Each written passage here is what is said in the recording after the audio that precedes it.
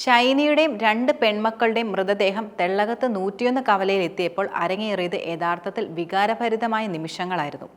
സഹോദരങ്ങളും ബന്ധുക്കളും നാട്ടുകാരും എല്ലാവരും ചേർന്ന് നിരവധി വ്യക്തികളാണ് അന്ത്യാഞ്ജലി അർപ്പിക്കുവാനായി ഇവിടെ കൂടിയത്.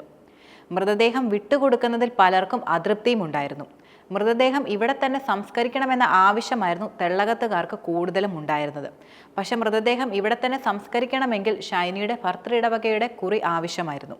പക്ഷെ അതില്ലാത്തതിനാൽ മൃതദേഹം ഇവിടെ സംസ്കരിക്കാൻ കഴിയില്ലെന്നായിരുന്നു പള്ളി വികാരിയുടെ നിലപാട്. തൊടുപുഴ ചുങ്കം പള്ളിയിൽ നിന്നും ഷൈനിയുടെയും രണ്ട് പെൺമക്കളുടെയും മൃതദേഹം കൊണ്ടുവരുന്നതിനായി 3 ആംബുലൻസുകളാണ് ഒരുക്കിയിരുന്നത്. ആംബുലൻസ് എത്തുന്നതിന് മുൻപ് തന്നെ വലിയ രീതിയിൽ പോലീസ് സന്നാഹവും തയ്യാറായിരുന്നു. പോലീസുകാരുടെ നേതൃത്വത്തിൽ ഇവരുടെ മൃതദേഹം 3 ആംബുലൻസുകളിലായി കൊണ്ടുപോകാനായിരുന്നു പ്ലാൻ ഇട്ടിരുന്നത്. പക്ഷേ ഇതിന് നാട്ടുകാരെല്ലാം തടസ്സം നിന്നു. അതിനുള്ള പ്രധാന കാരണം ഈ ആംബുലൻസിൽ ഷൈനിയുടെ ഭർത്താവ് നോബി ഉണ്ടായിരുന്നു എന്നതാണ്. നോബിയും മറ്റ് ബന്ധുക്കളുമെല്ലാം വാഹനത്തിൽ ഉണ്ടായിരുന്നു.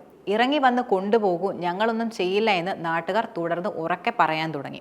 പിന്നീട് വലിയ പോലീസ് സുരക്ഷയിൽ നോബി പുറത്തേക്ക് വന്ന് ഷൈനിയുടെ മൃതദേഹം ഏറ്റുവാങ്ങുകയായിരുന്നു. തുടർന്ന് നാട്ടുകാർ വലിയ പ്രതിഷേധമാണ് ഉയർത്തിയത്.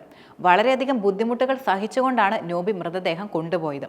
ഇതിനിടയിൽ നോബി കരയുന്നത് കണ്ട് നാട്ടുകാർ വലിയ രീതിയിൽ പ്രതിഷേധങ്ങൾ ഉയർത്തി.